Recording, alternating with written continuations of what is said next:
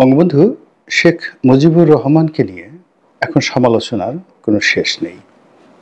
যারা এই মুহূর্তে নিজেদেরকে মনে করছেন যে তারা জয়লাভ করেছেন এবং তারা ক্ষমতা লাভ করতে যাচ্ছেন, কিংবা তারা ক্ষমতা পরিচালনার নিয়ামক, তারা প্রায় সবাই সমস্বরে প্রয়াত এই নেতাকে, বাঙালি জাতির এই নেতাকে অনেক অকথ্য, অশ্লীল এবং অশ্রাব্য ভাষায় সমালোচনা করার চেষ্টা করছেন।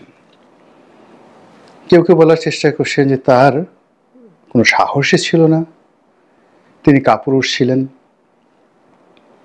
অনেকে বলার চেষ্টা করছেন যে 1971 সনে তার কোনো ভূমিকাই ছিল না, তিনি মুক্তিযুদ্ধ চাননি এবং মুক্তিযুদ্ধ না চাওয়ার কারণে তিনি পাকিস্তানে পালিয়ে গিয়েছেন এবং এই পালানোকে বৈধতা দেওয়ার জন্য তিনি নিজে পাকিস্তান কর্তৃপক্ষ, বিশেষ করে বাংলাদেশে যারা দায়িত্বরত ছিল ওই সময়টিতে, সেনাবাহিনীর যারা কর্তা, তাদেরকে টেলিফোন করে বলেছিলেন আমাকে গ্রেপ্তার করো।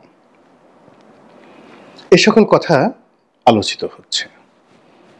বিশেষ করে বঙ্গবন্ধুর যে ঘনিষ্ঠ জন হিসেবে পরিচিত, এবং বলা হয়ে থাকে যে বাংলাদেশের মুক্তিযুদ্ধে শহীদ তাজউদ্দিন আহমেদের ভূমিকা অবিস্মরণীয়, এবং তাজউদ্দিনের জায়গায় অন্য কেউ হলে এই মুক্তিযুদ্ধের সময় আমাদের যে ডিফিকাল্টিসগুলো ছিল এগুলো অনেক অনেক বাড়ত। এজন্য বঙ্গবন্ধুর সঙ্গে সঙ্গে দ্বিতীয় যে ব্যক্তির নাম মহান মুক্তিযুদ্ধে আসে গৌরবজনক নেতৃত্বের ক্ষেত্রে, পলিটিক্যাল নেতৃত্বের ক্ষেত্রে, তিনি অবশ্যই তাজউদ্দিন আহমেদ। এখন সেই তাজউদ্দিন আহমেদ সাহেবের সন্তানেরা যে ভাষায় বঙ্গবন্ধুকে সমালোচনা করছেন, যেভাবে আওয়ামী লীগের সমালোচনা করছেন, এটি বলতে গেলে একজন ভদ্রলোকের, মানে সে জীবিত হন বা মৃত হন, এটি তাকে জ্বলন্ত চিতায় ফেলে দেওয়ার মতো ঘটনা। সব সহ্য করা যায়, কিন্তু প্রিয়জনের, আপনজনের, কাছের মানুষের যে সমালোচনা, এটি অনেকটা তীরের মতো হৃদয়ে বিধে। একথা সত্য যে স্বাধীন বাংলাদেশে তাজউদ্দিন সাহেবের অবদানকে আওয়ামী লীগ মূল্যায়ন করেননি। তাজউদ্দিন পরিবারের যে ভূমিকা বারবার প্রমাণিত হয়েছে, সেটাও মূল্যায়িত হয়নি। জহুরা তাজউদ্দিন যদি না থাকতেন ৭৫-এর পরে, আওয়ামী লীগের যে পুনর্জন্ম, এটি সম্ভব হতো কিনা এখন অনেকেই প্রশ্ন করেন। আবার তাজউদ্দিন সাহেব যদি না থাকতেন, সেক্ষেত্রে বঙ্গবন্ধু হয়ে ওঠা, বঙ্গবন্ধুর পক্ষে মুক্তিযুদ্ধ পরিচালনা করা এবং পুরো রাজনৈতিক নেতৃত্বকে বঙ্গবন্ধুমুখী করে রাখা, এর কারণ হলো বঙ্গবন্ধুর সমপর্যায়ের বড় বড় নেতা তখনও ছিলেন মুক্তিযুদ্ধের পক্ষে এবং বিপক্ষে। পুরো শক্তিটার যে পলিটিক্যাল যে থিওলজি বলা হয়, পলিটিক্যাল ধর্মতত্ত্ব, এটির মাস্টারমাইন্ড ছিলেন তাজউদ্দিন সাহেব। আজকে ধরুন ডক্টর মোহাম্মদ ইউনূসের সঙ্গে যদি তাজউদ্দিন সাহেবের মতো একজন প্রজ্ঞাবান লোক থাকতেন, তাহলে এই বিপ্লবের যে ফসল, এই ফসল অন্যদিকে যেত না। তো এনিওয়ে, তাজউদ্দিন সাহেব মহান মুক্তিযুদ্ধের সময় বঙ্গবন্ধুর জন্য যে কাজটি করেছেন, সেটি বঙ্গবন্ধু আসার পরে শেখ ফজলুল হক মনি, তারপরে খন্দকার মোশতাক আহমেদ, তারপর সিরাজুল আলম খান থেকে শুরু করে আরো অনেকের কারণে তাজউদ্দিনের সম্মান, মর্যাদা রাষ্ট্রীয়ভাবে বঙ্গবন্ধু সংরক্ষণ করতে পারেননি বা তাকে আশ্রয় দিতে পারেননি। কিন্তু তাকে অসম্মান কখনো তিনি করেননি। তার দরজা, বঙ্গবন্ধুর দরজা কখনো বন্ধ হয়নি, এবং তাদের মধ্যে বন্ধুত্বের সম্পর্কটা শত্রুতার সম্পর্কে যায়নি। তো শেখ হাসিনা এই জিনিসটা রেখেছেন। বলতে গেলে সোহেল তাজকে তিনি যদি হিংসে করতেন তাজউদ্দিন সাহেবকে, তাহলে তো সোহেল তাজকে আমেরিকা থেকে এনে মনোনয়ন দেওয়ার কথা না। আবার যখন সোহেল তাজ পদত্যাগ করলেন, তখন তাজউদ্দিন সাহেবকে, যাকে বলা হয়, স্মরণে যদি তিনি না রাখতেন, কিংবা তাকে যদি অপমান করা তার বাসনা থাকতো তাহলে রিমি আপাকে এনে সেখানে নমিনেশন দেওয়ার কোনো প্রয়োজন ছিল না। এবং বলতে গেলে তিনি নিজে প্রধানমন্ত্রী হয়ে তাদের বাসায় গিয়ে রিকোয়েস্ট করে সেই সোহেল তাজের যে আসন সেখানে তাজউদ্দিন সাহেবের মেয়েকে মনোনয়ন দিয়েছিলেন এবং শেষ দিন পর্যন্ত তিনি সেই দায়িত্বে ছিলেন। তো এটা হয় কি যে বিতর্ক করা যায়, কিন্তু সীমাবদ্ধতা দেখতে হবে। আমি অমুকের পুত্র, অমুকের কন্যা, ইটস ওকে, কিন্তু রাজনৈতিকভাবে মন্ত্রী হওয়ার জন্য, এমপি হওয়ার জন্য, দলীয় পদ পদবি সংরক্ষণ করার রাখার জন্য বা অধিকার করার জন্য যে ধরনের যোগ্যতা দরকার, সেটি যদি কারোর মধ্যে না থাকে তাহলে ইচ্ছা করলেই কেউ কাউকে ওখানে বসাতে পারে না। তো এনিওয়ে, যে কোনো কারণেই হোক না কেন, বঙ্গবন্ধু পরিবারের প্রতি বা বিশেষ করে শেখ হাসিনার প্রতি তাজউদ্দিন সাহেবের পরিবারের একটা ক্ষোভ ছিল এবং সেই ক্ষোভটি এই সময়টিতে এসে এতটা মারাত্মক আকার ধারণ করেছে যা কিনা বঙ্গবন্ধুর যারা আজীবন সমালোচক তাদেরকে তাদের যে ক্ষমতা, সমালোচনা করার ক্ষমতা, গালি দেওয়ার ক্ষমতা, ক্রোধ দেখানোর ক্ষমতা 100 গুণ বাড়িয়ে দিয়েছে। তো আমার কাছে যে জিনিসটা মনে হয় সেটি হলো যে বঙ্গবন্ধু তার সারাটি জীবন তিনি যখন কলকাতাতে ছিলেন তখন তার সাহস, মানে মুসলিম লীগ করতেন বা মুসলিম ছাত্রলীগ করতেন,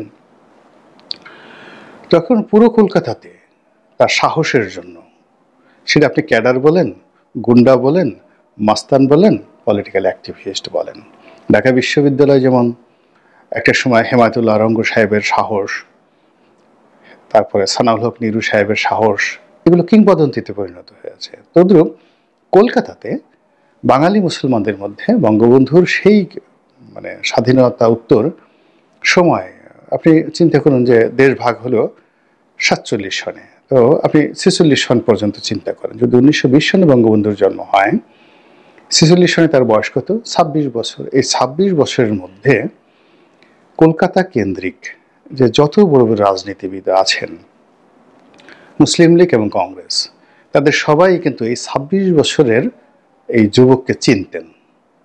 এটা সাহস না থাকলে কখনোই তাকে চেনা যায় না। মারামারি বলেন, কাটাকাটি বলেন, ওনাকে সবাই কাছে টেনেছেন। আবুল হাশিম টেনেছেন, হোসেন শহীদ সরওয়ার্দী টেনেছেন, ওনাকে কাছে পেতে চেয়েছেন শেরে বাংলা ফজলুল হক। একজন কাপুরুষকে কখনই এভাবে কেউ কাছে টানে না 26 বছর, 25 বছর, 21 বছর বয়সে। তার যারা ওই সময়টিতে তিনি পড়াশোনা করেছেন, যে হোস্টেলে থেকেছেন, বেকার হোস্টেলে থেকেছেন, সব জায়গাতেই তিনি ইতিহাস তৈরি করেছেন। তার বেকার হোস্টেলে তিনি যারা রুমমেট ছিলেন, তারপরে ইসলামিয়া কলেজে তিনি পড়াশোনা করেছেন, সেখানে শিক্ষক থেকে শুরু করে সবাই তার স্মৃতিচারণ করছেন। কেন? একজন কাপুরুষের, তার তো ইতিহাস 71-এ তৈরি হয়নি বা তাকে কেউ বানানো হয়নি। ইতিহাসটা তো সেই যে তিনি যখন ক্লাস 3-4-এ পড়তেন, 5-6-এ পড়তেন, টুঙ্গিপাড়াতে খেলতে যেতেন, স্কুলে যেতেন, এবং ওই আপনার তার যে জেল খাটার ইতিহাস দেখেন, কত বছর বয়সে তিনি প্রথম জেল খেটেছিলেন। এটি কোনো হঠাৎ গজিয়ে ওঠা নেতার পক্ষে কিংবা অস্থির চিত্ত কোনো মানুষের পক্ষে কিংবা হিংসুটে মানুষের পক্ষে এই গভীরতা, এই বীরত্ব অনুধাবন করা সম্ভব নয়। এরপর যখন পাকিস্তান জমানা শুরু হলো, তিনি যখন প্রথম 1954-এ তিনি যখন মন্ত্রী হলেন, তখন তার বয়স কত? 34 বছর। চিন্তা করুন, 34 বছর বয়স। তিনি যখন আওয়ামী লীগের সেক্রেটারি হলেন, তখন তার বয়স কত? আরও কম। 53 সনে যদি তিনি সেক্রেটারি হয়ে থাকেন, তাহলে তার বয়স 33 বছর। আচ্ছা, এই যে 33 বছর তার যে বয়স, যৌবন, এ সময় মানুষ কি করে? ভোগ করে, বিলাস করে, মৌজ করে, মাস্তি করে, এবং তিনি রাজনীতির অঙ্গনে তখন বাংলাদেশের যাকে বলা হয় সুপারস্টার।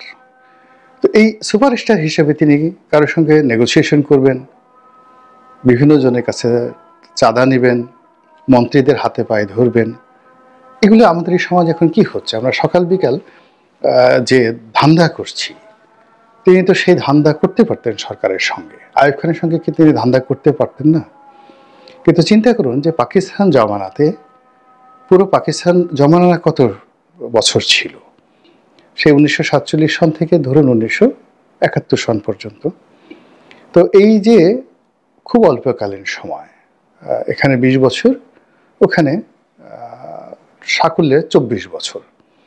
তো 24 বছর পাকিস্তানি শাসন আমলের 12 বছর তিনি জেল খেটেছেন।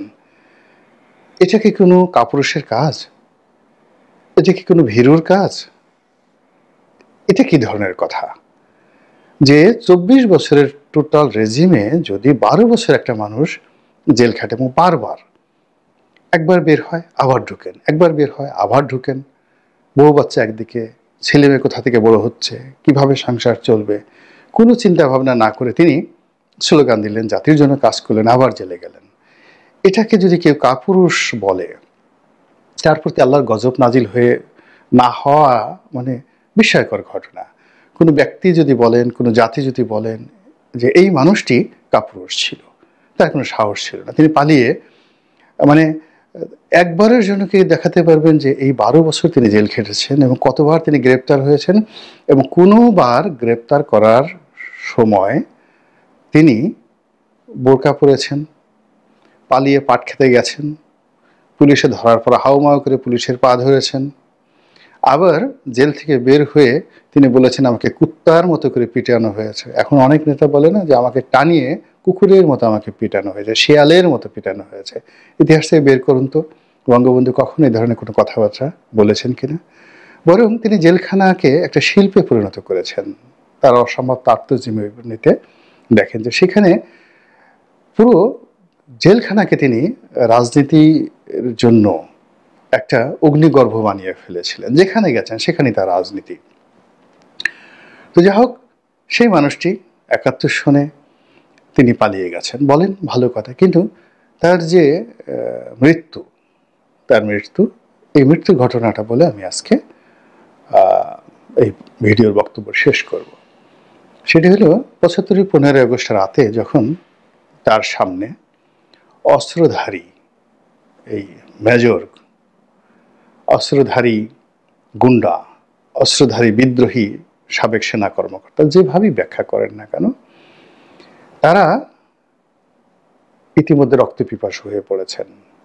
অর্থাৎ শেখ ফজলুল হক মনির বাসায় আক্রমণ চালিয়েছেন, আব্দুর রব শেরনিয়াবাদ বাসায় আক্রমণ চালিয়ে সবাইকে মেরে বঙ্গবন্ধু ভবনে এসেছেন।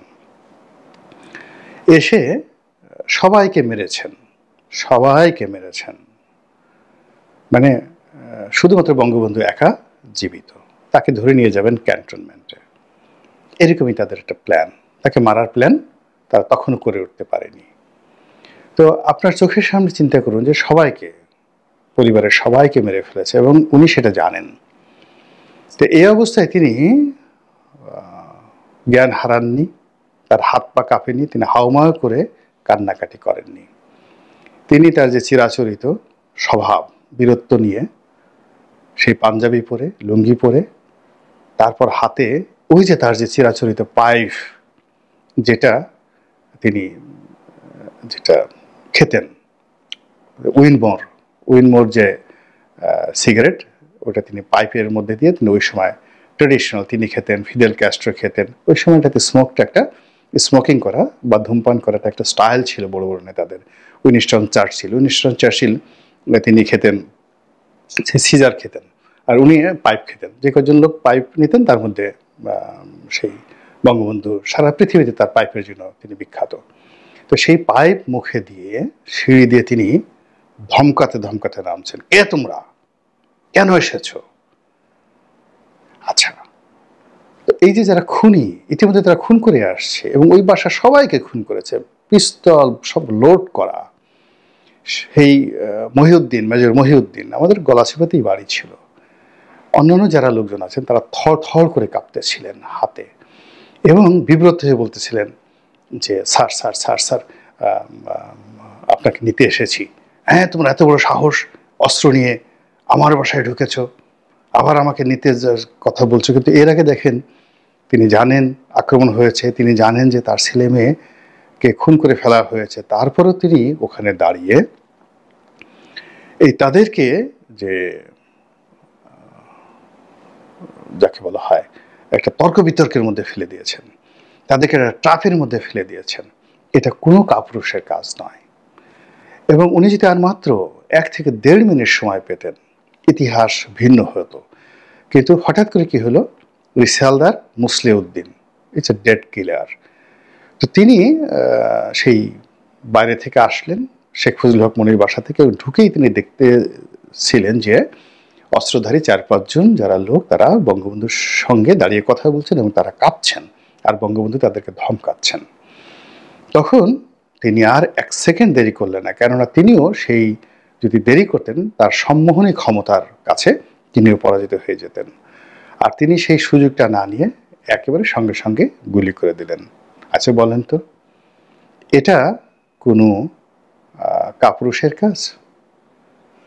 এটা কি কোনো পলাতক যারা দেশ ছেড়ে পালিয়ে যান, ছোট একটু ঘটনা ঘটছে, হয়তো পুলিশে একটা জিডি এন্ট্রি করেছে, একটা মামলা হয়েছে, তো মামলা হওয়ার পর আমি অনেক লোককে জানি যে তাদের গায়ে জ্বর এসে গেছে, সীমান্ত দিয়ে পাড়ি দিয়ে দেশ বিদেশে তারা পালিয়ে গেছেন, বিদেশে গিয়ে এখন বড় বড় কথা বলছেন।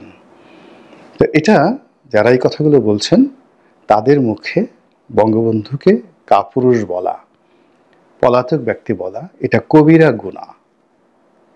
তার চেয়ে বড় ইতিহাস যারা তৈরি করেছেন